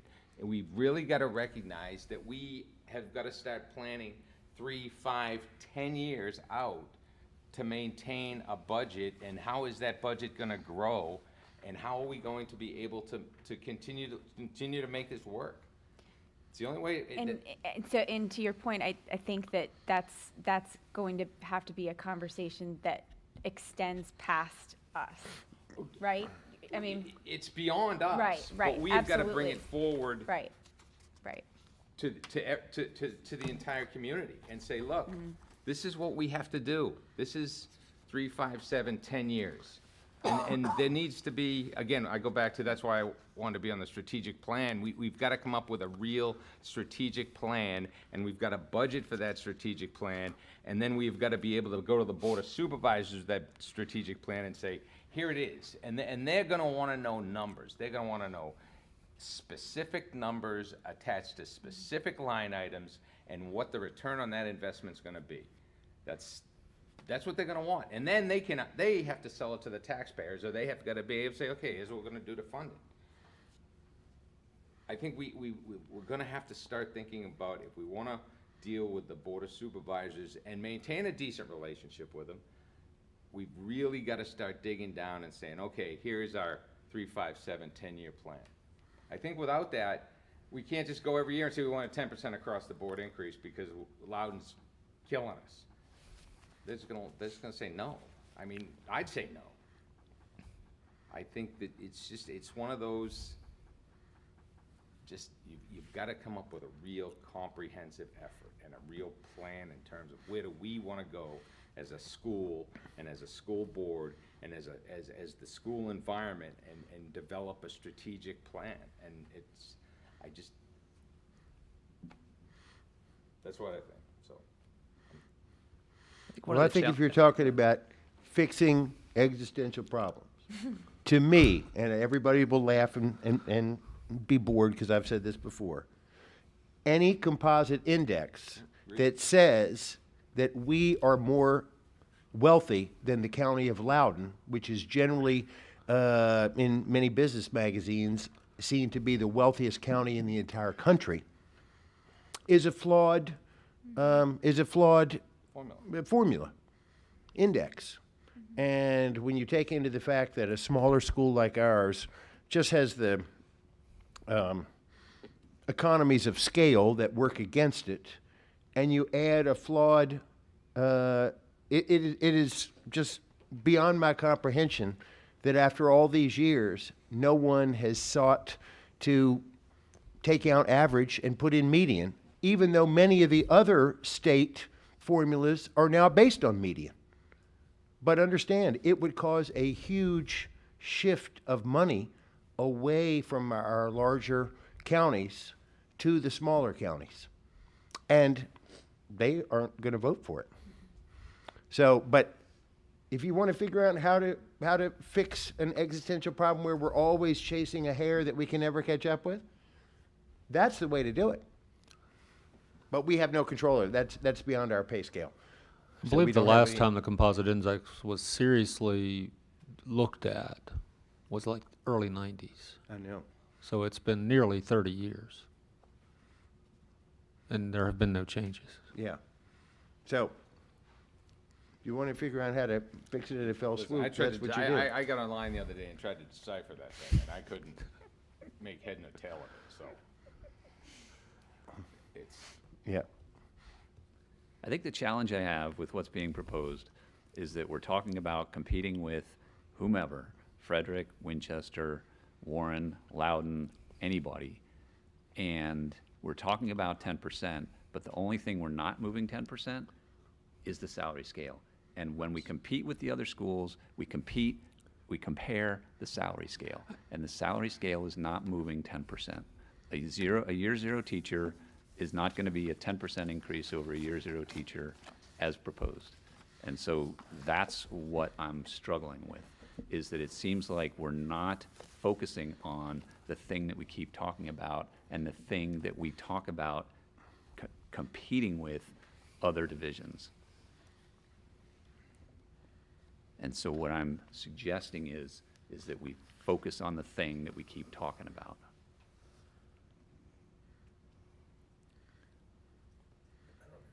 I'm not understanding what you mean by moving the scale 10%, because if you look at, it is 10%. If you look at step 1 right now, or step 0 in Clarke County, it's $44,000. The proposed step 1 next year, so brand new teacher moving from first year of experience to end of year 2, is 48.4. Yeah, but the zero is 47.3. The zero to Well, we zero- have to set a new starting salary. That, yeah, I'm sorry. Say that so again. step 0 is 44,000, Yeah, and next year, step 0 is going to be? 47.3. But the teacher is on step 1 now. Step 0 is for future years, step 1.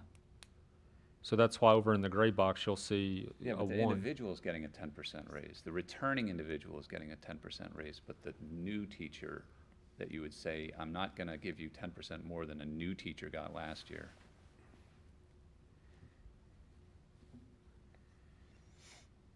I'm not following your logic. So you go to a teacher fair, Uh-huh. and you talk to somebody, and you say, this year, we're going to offer you 44,000. Okay, and then that teacher moves on. And then next year, you go to the teacher fair, and you're going to talk to somebody completely different, and you're saying, I'm going to offer you 47,300. That's not 10% more than the year before. The scale didn't move 10%. But it's Indi- close. It moved 10% for everybody but the person But the who's not been 0. employed here.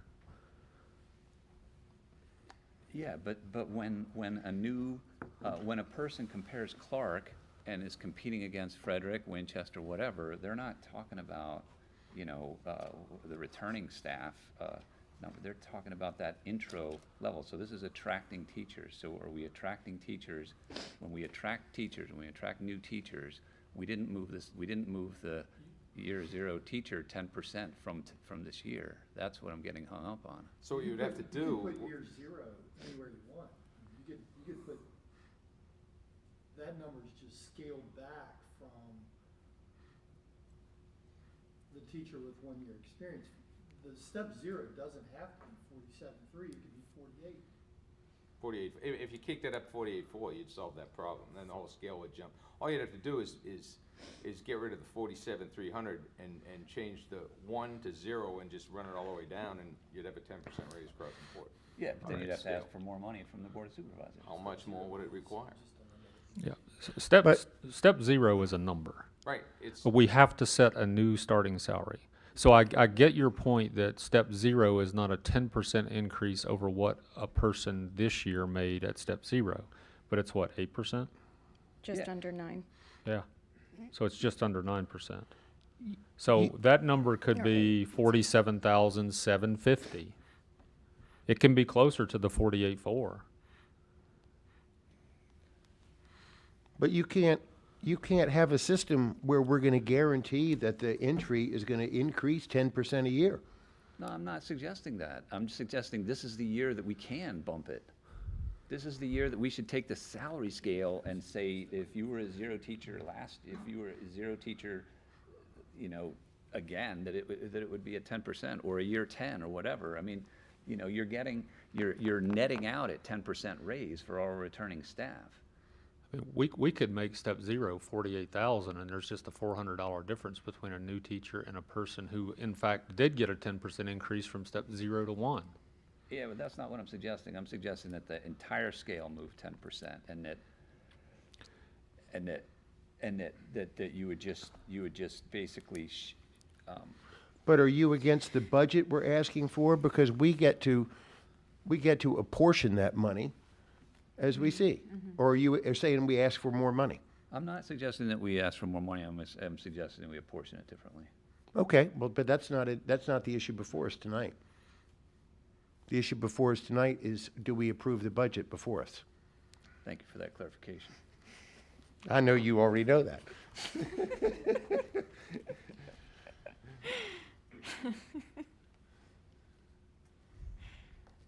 Okay, so essentially, Mr. Durkel, you're saying you would like for step 1 to technically be step 0 and shift on down. Yeah, so that instead of the scale being shifted, that we just erase the line 0, we turn 1 into 0, 2 into 1, 3 into 2, Yep. and Shift so it on and up. so on and so on. We can calculate. so can you- Yeah, we can calculate that in just a matter of no time. Yeah. Okay. So we're asking for a pot of money. We know what we want to do with it. We Correct. know, we're hoping we can get to the 10% for everybody. And you all will look into this, sort of this shift by one step. Yes, Sure. thank you. Okay. Any other comments? Mr. Turkel, None. you sure? Yes. Thank you. All right. May I have a motion then? I move to approve the proposed FY23 budget as presented. Is there a second? I will second that. Any further discussion? All in favor?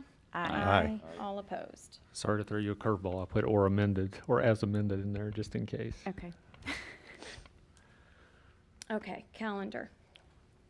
So the calendar that you had an opportunity to look at a couple of weeks ago, it's been posted for 2 weeks, of course, in board docs for review. Did receive some staff review, well, some comments, period. Rather go a few days longer in December and have January 2nd as a work day, make December 9th, just some small suggestions, Purple Elementary Day, and set December 16th as an in-service day. Most of the comments came down to these asynchronous days for elementary to try to equalize planning time. But there were only 5 comments related to that. So there are 2 reasons for concern there. One is childcare for elementary aged children of our teaching staff. I've had a conversation with Lisa Cook, our Director of Parks and Recreation, and we are working on a plan that would allow our teachers to have their elementary age children at Parks and Rec. They are open on Fridays on those asynchronous days. And then the other comment was that the number of preps for middle and high school teachers and related grading, et cetera, when compared to elementary. Well, our elementary teachers are also prepping for multiple subject areas. I mean, kindergarten teachers teach math and science and social studies and reading, just like our teachers of our older students also have multiple preps. There's always going to be a reason to try to compare these two, and it's one of those things where, again, I go back to what I've said even last year. If you look at 90 minutes a day of planning at the middle and high and 45 minutes a day at the elementary school, it's not equalized. So this calendar, just like the one we currently have, is an effort to do that. I know, and Mr. Merrick and Ms. Tinsman could certainly probably talk with you privately about how teachers have been using that time, but it has not gone to waste. So the calendar that's before you is the proposal. We are addressing the child care situation for our elementary age children of our employees so that people aren't taking off to care for their children. And we hope to be able to do that at no cost to our teachers.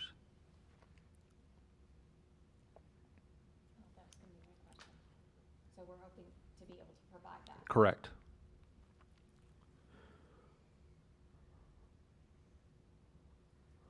A survey went out to all the teachers, is that right? The calendar committee collected input from their colleagues, yes. And, it's been posted for 3 weeks now on board docs too, so. Any questions? I guess more comments than questions. So again, because I know someone's going to ask me this around Labor Day, why are It's the we same not- answer I gave you 2 weeks ago. It is, but we'll go ahead and go through this again because every year it comes up. So we are not required because of A variety of reasons. I mean, shared programs. Clarke was grandfathered in to start prior to Labor Day previously. You know, this is the answer to the age-old conversation about the King's Dominion law that seemed to go Right. before the General Assembly every year. So now that school divisions have flexibility, if you did not start school prior to Labor Day before, if you do now, you have to do the Friday before as well. We started school before Labor Day, well before I got here. The only time since I've gotten here that we started after Labor Day was last year when we started on September 8th, I think it was, so we could finish preparation for the pandemic and coming back to school in the midst of a pandemic. So, and then, you know, I always receive comments or feedback about getting out earlier in June. So getting out earlier in June would mean that our students could potentially have to go to school during Fair Week. I mean, we have to mean, have 180 days or right. 990 instructional hours, and with every calendar that I've ever been a part of building, there's always a give and take. If you start school later, then it's going to slide the week later. You know, sometimes we'll hear comments from folks about, well, you know, we've only used X number of inclement weather days this year. Can we have that time back? You know, nobody minds the extra minutes per day while we're banking time until it's gone, and then you have to make up days. And literally, if we were to start cutting back on the number of hours, it's minutes per day. I mean, we're not going to be reducing, you know, 20 or 30 minutes a day. I mean, it's going to be minutes per day, a handful of minutes. And then that bank time will soon go away. So part of the benefit of banking and having a little extra day or a little longer day is that when inclement weather happens, 1 hour delays, 2 hour delays, early releases for weather or closures, those are days that we're not required to make up because we still will meet the 990 instructional hours. And so we did receive a lot of feedback, or, you know, relatively a lot of feedback about the elementary asynchronous days. And so my initial thought was, well, could we just, you know, have elementary school teachers have a planning day and have substitutes come in, you know, and so a fourth grade team would have a fourth grade planning day and their fourth grade classes would be covered by substitutes. The problem with that, in my mind, is then you lack the ability to work with specialist teachers, special education teachers, and it's not, our elementary schools aren't so large that you have one special education teacher per grade level. Correct. So then that special education teacher could potentially be pulled to miss 3 days in 1 month to be able to plan appropriately with 3 different grade Correct. levels versus having that one day that allows for collaboration and Right. communication. Cooley has 2 reading specialists as an example. They have a K2 and a 3-5. So in order for the 3-5 Ms. Michael, the 3-5 reading specialist, to work with the classroom teachers, she would have to have the planning day when grade 3, 4, and 5 had their planning days. You know, that's the way this has worked out, is it's given, as you said, special education teachers, reading specialists, or other elementary Right. specialists, an opportunity to work with the grade level teams to plan. Right. Which is important, especially, you know, just working across the curriculum, having, you know, maybe the PE teacher working with a grade level on, you know, a common goal.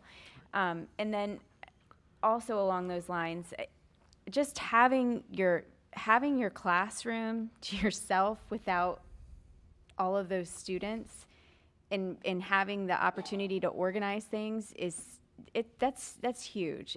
It's really important. You know, I liken it to like having my entire family leave my house so that I can clean it up. That's huge. It's really important. And so it's just my way of kind of relating to what elementary school teachers are dealing with. But along those lines too, I have thought a lot about middle school and high school teachers, and I've wondered, could we work towards, however the administrators at the middle school and high school see best, to have a planning day for the 6th grade team, the 7th grade team, or, you know, all of the math teachers at Johnson Williams or vice versa, to have that opportunity as well. And that would look differently. I don't think it, in my mind, which needs some editing, in my mind, that would mean that, you know, the students would still be in school, but we would provide teachers with an opportunity to have a substitute to plan. In addition Yes. to the 90 minutes that they already get. Yes, maybe once a month or Every other. or every other month, or, and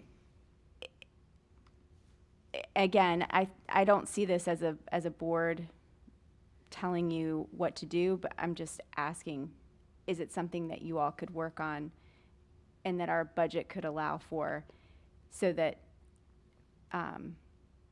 middle and high school teachers have an opportunity to collaborate with one another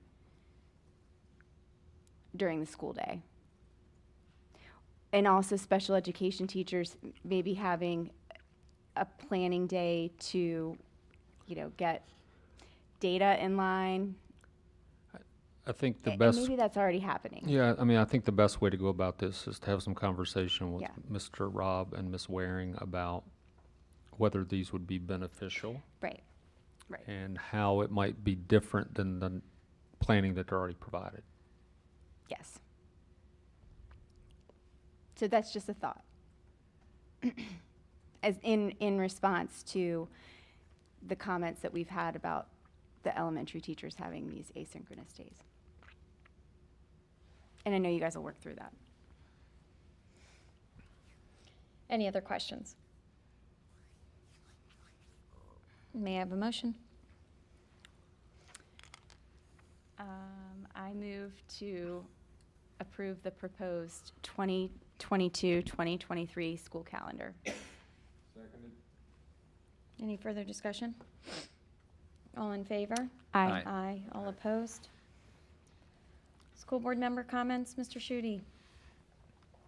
I think I made my comments during the budget process. The last 2 years has just been, plus this year, have been incredible for a lot of reasons. But the budget, the way it has gone and whipsawed, along with the incredible migration from the east that is going on, that to a certain extent is skipping over our county because of our zoning. But on both sides of it, demographically, the switch is just unbelievable. And it is going to have a big ripple effect on our school system in the years to come. Just a prediction. So that's what I'll say. Mr. McDonald? I'll second that, and I will say that Clarke County's changing, and it's changing as younger families move in with children, and it's just something that we need to drive. We need to make it known to everyone in the county that demographically this is changing. We are changing. The county's becoming younger, at least the way I see it. And people are moving out of Loudon. I came out of Loudon because I needed to get out of Loudon because it's Loudon. I'll say that publicly. I have no qualms about that. and I'm coming here, but you come here with an expectation, and that expectation, particularly the amount of building that's going on, the amount of young kids I see, and I've talked to some of the powers that be, and I've heard, well, we need to keep we need to improve our ambulance services, and we need to improve this service, and we need to improve that service. Well, I don't see ambulances on the road every day, but I do see school buses on the road every day. And we need to drive that point home. And I'm just gonna keep beating this dead horse. And Mr. Turkle, I agree with you that these people that drive buses and these people that take care of our kids, drive our kids around and they take care of our kids. And we have to make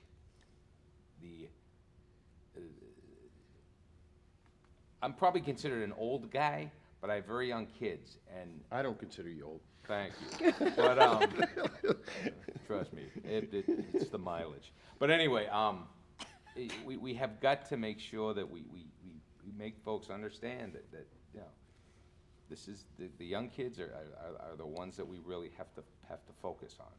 Sorry, but that's all. Mr. Turkel? I think it's just nice to have the sense that we're maybe kind of coming to terms with COVID, that it's been such a big aspect of the last few years. That one thing that we keep hearing about is the maintain positive relationships, and to come through such a life-altering episode, and to be able to say that really, I think, speaks volumes about our community. And so, in light of the appreciation that's shown here tonight, and I certainly want to appreciate that we live in a fantastic place. Mr. Hobart? Gosh, you just took the words right out of my mouth. Yeah. Thank you. I agree that I am quite thankful for the positive relationships that we've somehow been able to keep together over the past 2 years, because it's been rough. But really, I feel like we're in a good place with our daily membership on the rise, and positive working relationships with our Board of Supervisors and one another, because that doesn't always happen. And by doing all of those things, it benefits our kids, which is why we're all here. So that's it. I'll just say, sort of piggyback a little bit off of Mr. McDonald, is that, it's our job as a school board to advocate for our students and our teachers, and that's our job. So that's what we sort of fight for. As a community member, I appreciate and understand that the county also has other priorities, and that it's really an and, right? We need to take care of our law enforcement, and we need to take care of EMT, and we need to take care of the school system. I think what we can start doing is trying to emphasize that it's going to be our kids, the little people, our students. We're sending them off outside of Clarke County, and they're going to do great things, and they're also going to take care of the older generation that's still here, right? So I can't, you and I had a conversation, I can't actually say it out loud because it's a little appropriate, but our younger kids are going to be here for the older folks, and so we need to just kind of change our mindset that, when we hear things like, well, the older generation or, people don't have kids in the school system, so, why does it matter? The point is we have kids here in Clarke County who need to be educated, and we want to provide them the best education we can. So there's that. Also, to my principals, our principals, Clarke County's principals, thank you for everything you do. We've made it through the first semester, hallelujah. We only have 4 months to go, so I know it's been, it's a broken record. Interesting year to say the least, with the masks, the no masks, the this, the that. So thank you for ebbing and flowing with us, and we appreciate it very, very much. Ms. Bennett, thank you for all your work with the finance and helping us get these numbers straight for the budget. And obviously, Mr. Catlett, Dr. Bishop, thank you for putting this together year after year and doing such a great job. And also dealing with the ebbs and flows of us. Appreciate it. May I mention, one of the people that look out for me on occasion sent me a message that Loudoun's proposed 5% pay raise for next year. Huh? Well, good Thank to you. know. Okay. May I have a motion to convene to closed session?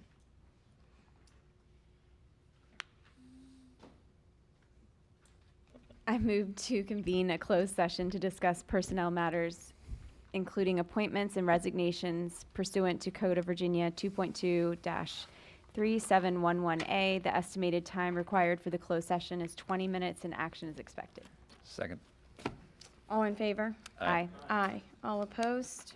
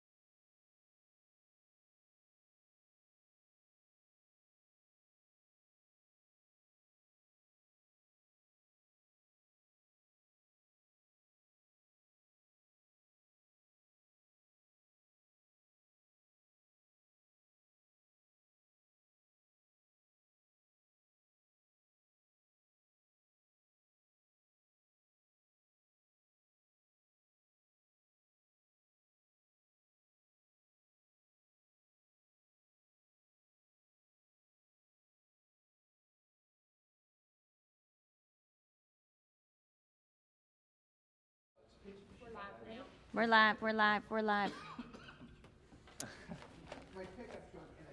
I move to, Thank you. May I have a motion Reconvene to in- reconvene to open session? I move to reconvene in open session. Second. All in favor? Aye. Aye. Aye. All opposed? Pursuant to Code Section 2.2-3713D of the Code of Virginia, how do you certify? Ms. Kerhover? Aye. Mr. McDonald? Aye. Mr. Shudy? Ms. Singh Smith? Aye. Mr. Turkell? Aye. Thank